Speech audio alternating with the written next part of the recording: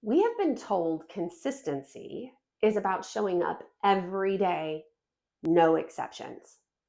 But what if that version of consistency, the one that's built on never missing, never failing, never slowing down, is actually the thing that's burning us out?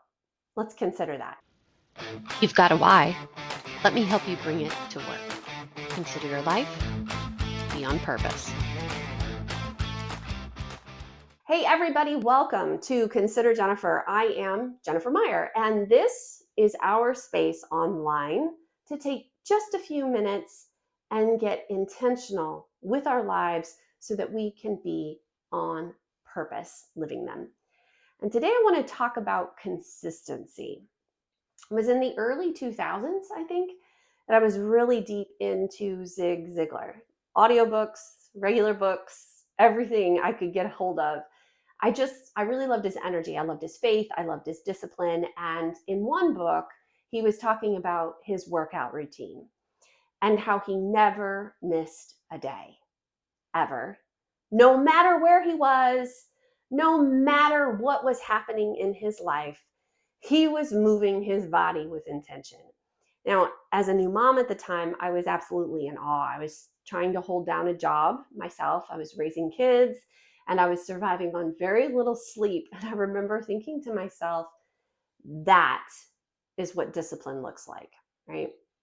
If I could just find some way to find that level of consistency, that everyday rhythm, surely life would get easier. But I think about that story now, and you know what it makes me think about? It actually makes me wonder about the level of privilege, obsession, and maybe even lack of compassion that it takes to live like that. Now, I'm not judging anybody. It's just that I don't think that's actually humanly possible, even though we all use words that set the expectation that it is. But more importantly, I don't think it's healthy to expect that of ourselves or anyone else. That's not really what consistency is.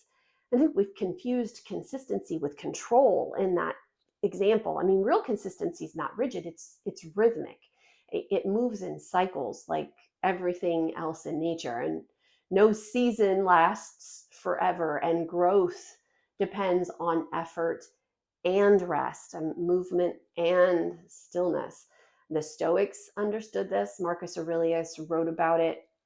He said, living in accordance with nature, meaning that we suffer when we resist that natural rhythm of change in the world.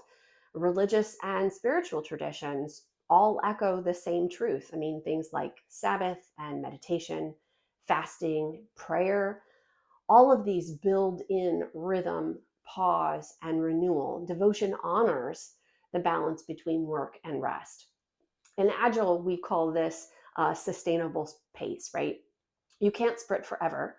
You have to plan for reflection. And teams that iterate, plan, act, reflect, adapt, they last longer and they build better things. I mean, they just have the energy to innovate. And the goal isn't speed or perfection, it's actually sustainability and learning. So, what if we could bring that insight of consistency into our own habits and routines, like every single day? There's that consistency. Because it's one thing to understand consistency as a rhythm, but it's a totally different thing to live it, especially when we've been conditioned and we hear all of these words that measure our worth by output. It's hard, it's tricky. But consistency asks us to move differently, not necessarily slower, but definitely steadier, to see each moment as part of a complete cycle, not a test. And I know in my world, and I am sure in yours, life does not move in straight lines. It moves in waves or concurrent circles, and you plan a project, something shifts. It's inevitable. Maybe the client changes scope, or the deadline moves, or maybe a child gets sick, or maybe your own energy bottoms out. Hello, ladies over 45. But that all or nothing mindset tells you that you failed. The rhythm mindset says just adjust the tempo, right? And agile teams, They don't abandon the sprint when things go wrong. They just take a pause. They learn, they adapt, and then they get back to it. That's consistency in action, showing up for the next iteration with the things that you've learned from the pause. In our personal lives, it's exactly the same. I mean, when you miss a deadline, instead of saying to yourself, damn, I blew it, just ask, what was off in my system?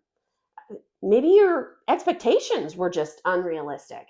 Maybe your focus was divided because you had something else going on that was important. When you skip a workout or you sleep through your alarm, it's not proof of lack of discipline. It's just feedback. I mean, maybe you needed the rest more than you needed the movement that particular day. Consistency is the goal to return to the rhythm, not to punish yourself because there's a break. It's listening to that self-leadership and respecting and honoring it. And when a team drops the ball, consistency shows up in how you respond.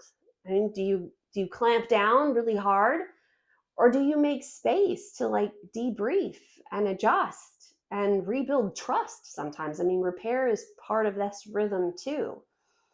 Every one of these moments, a missed deadline, lost focus, fatigue, interpersonal conflict, this is all an invitation to return to alignment. It's about more often than not doing it perfectly all of the time. And that's really the difference between perfection and consistency. Perfection ends when you fall, but consistency begins when you stand back up. And the people who have sustained excellence, they're not the ones who push the hardest all the time. They're the ones who know when to breathe. It's not about control. Consistency is about alignment. It's about trusting the rhythm between effort and ease, between growth and rest, between ambition and acceptance. That's how integration happens. That rhythm, that consistency is what keeps us grounded during chaos. It's what keeps us connected through change and in human leadership.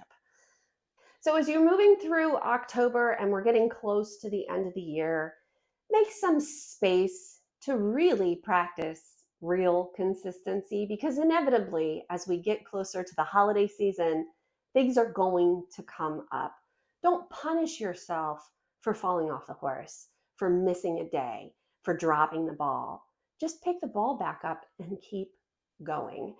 If this is something that spoke to you today and you're interested in learning more, please reach out to me. You can leave a comment below, DM me, head over to my website at considerjennifer.com. This is the work that I bring to teams, and I would love to talk about how to bring it to yours. Until next time, guys, consider your life, be on purpose. Bye.